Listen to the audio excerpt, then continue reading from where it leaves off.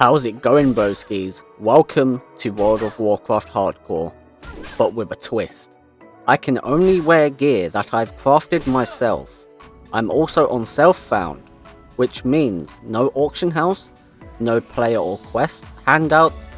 Everything will be done by my own bare fists. Forging, mining, everything you can think of. The goal of the challenge is to reach level 60 and craft Sulphurus, Hand of Ragnaros.